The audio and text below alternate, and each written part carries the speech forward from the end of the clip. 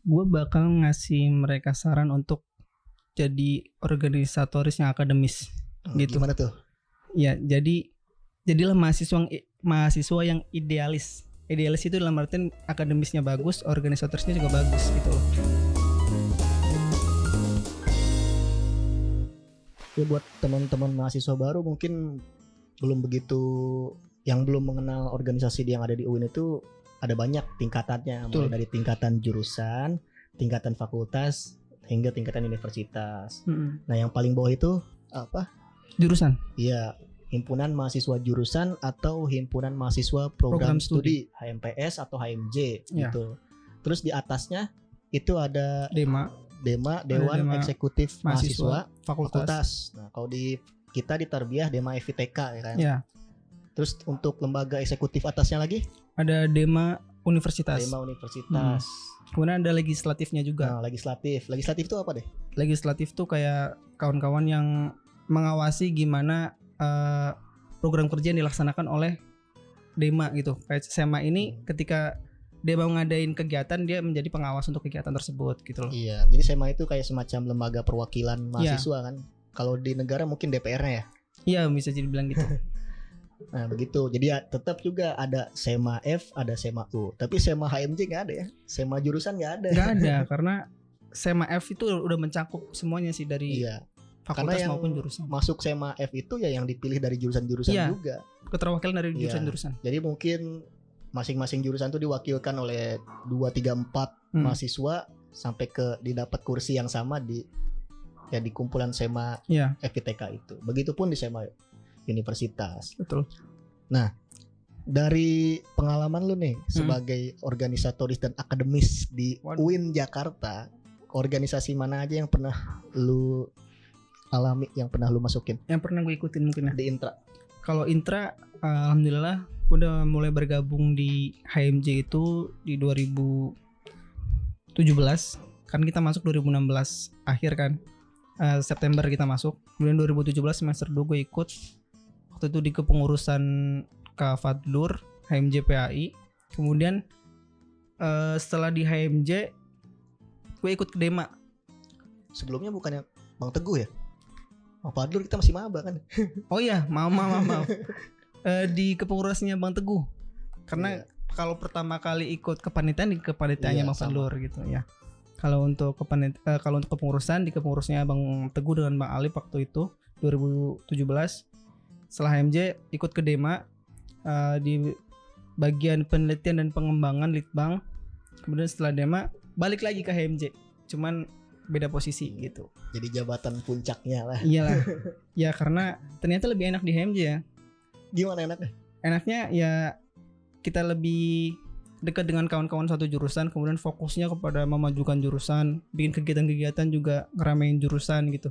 Kalau di fakultas kan ketika kita mengadakan kegiatan fakultas, ada beberapa jurusan yang nggak berpartisipasi gitu loh. Kayak kurang. Cakupannya lebih luas, tanggung jawabnya lebih sulit ya. Iya. Ya, gue sama Holik ini ibaratnya barengan terus. Bener ya. HMJ PAI 2017, Dema FITK 18, HMJ balik lagi ke HMJ PAI 2019. Gak nyangka juga sih, gak direncanain juga kan. Iya. Tapi kalau Holik itu ngalamin departemen yang beda-beda, kalau gue nyampe bosen ada di Kominfo. Sampai expert deh. Kalau ini mah udah expert banget ini Aji, dari mulai anggota sampai jadi kadep kan. Gak ngerti lagi gue kenapa gak dikasih yang lain ya. Kenapa Ji? Tapi pernah ditawarin buat yang lain? Kalau nggak salah pernah sih waktu di Dema, waktu zamannya Pres Alif tuh pernah ditawarin masuk ke Litbang.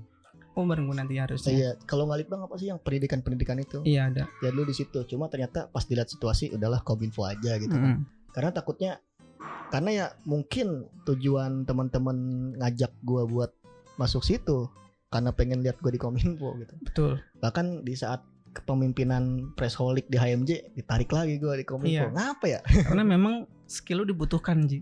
Ya baik di Dema maupun di HMJ. Itu nggak ada yang memungkiri lah. Ibaratnya kenapa pun gue bisa menjadi ketua di HMJ, salah satunya berkat kemampuan lu dan ini kawan-kawan. Ini agak menjilat banget ini ya. Bener.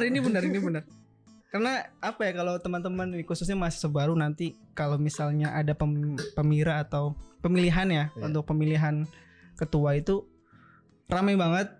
udah kayak pemilihan apa ya? Pemilu ya, pilkada. Udah kayak pemilu atau pilkada, serius, karena ada namanya apa sih kalau kita buat tim sukses. Tim sukses, ada yang namanya tim sukses. Kemudian ada buat kampanye, kampanye yang paling penting. Ini menarik banget. Pokoknya HMJPAI waktu itu jadi yang paling menarik lah untuk kampanyenya, salah satunya berkat Ajin. Aduh, jilat dari, lagi terus. Serius ini PAI itu paling jadi sorotan gitu loh Ji, apalagi di UIN itu berkat teman-teman lah. Aduh. Ajin dan teman-teman. Ya gitu, kalau guys. Itu bener alhamdulillah, kalau enggak ya enggak apa-apa juga gitu kan. Iyalah.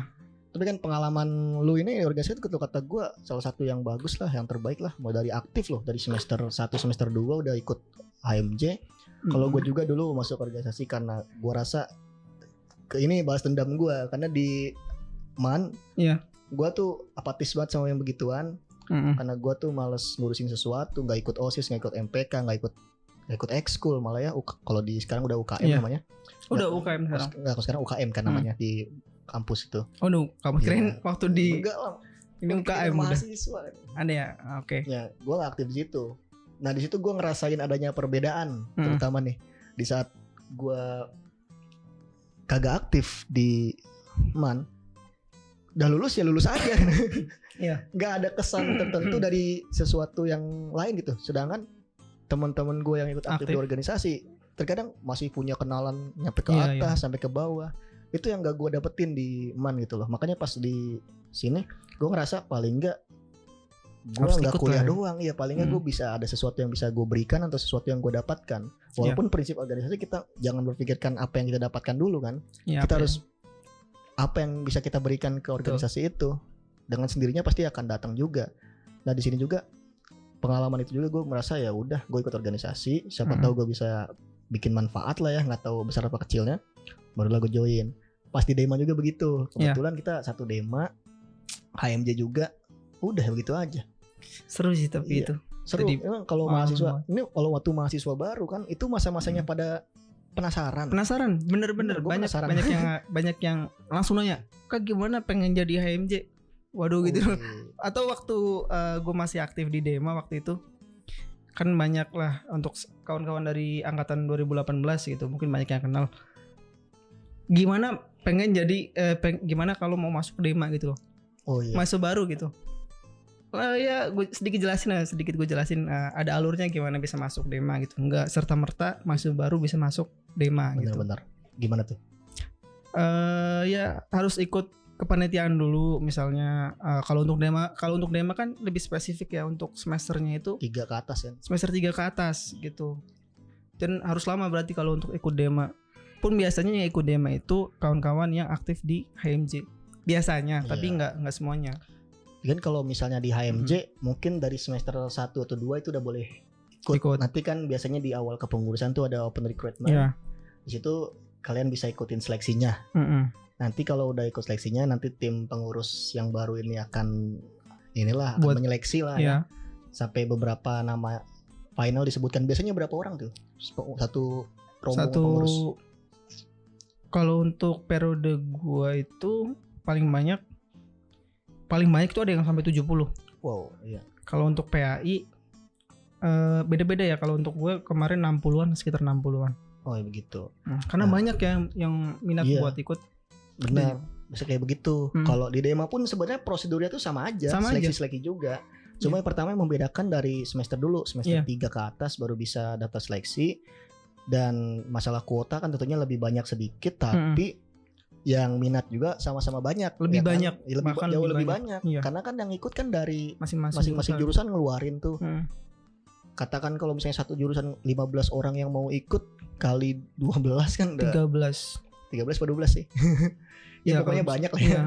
Nah banyak itu kan bakal seleksinya bakal lebih rumit.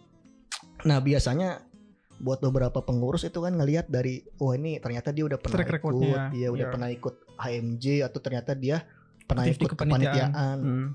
Kayak gitu. Ya ke atas sama juga, ke Dema sama aja. Yang beda itu kalau SEMA. Iya, kalau SEMA teman-teman mungkin kalau misalnya nggak aktif pun bisa ya.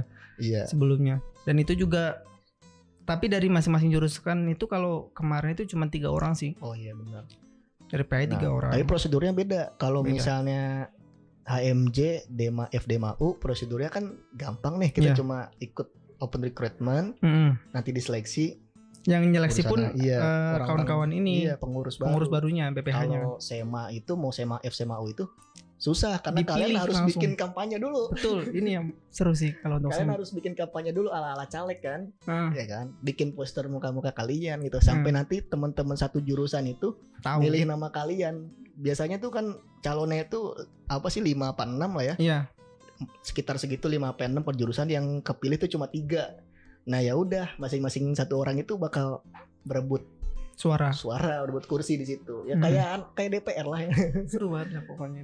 Ya ini seru sih kalau udah ketemu di tatap muka nanti. Semoga aja bisa cepet dan ngerasain panasnya Ciputat yang asik-asik beginilah. Pokoknya ini sesuatu yang harus kalian alami lah. Balik lagi sih kalau gue kalau gue bisa menyarankan, gue bakal tetap nyuruh ikut organisasi paling nggak satu. Itu tetap buat pengalaman. Gak usah jauh-jauh dulu ke organisasi mana. Kita mulai dari yang terdekat dulu, yang ada di lingkungan keluarga kita, di jurusan PAI lah.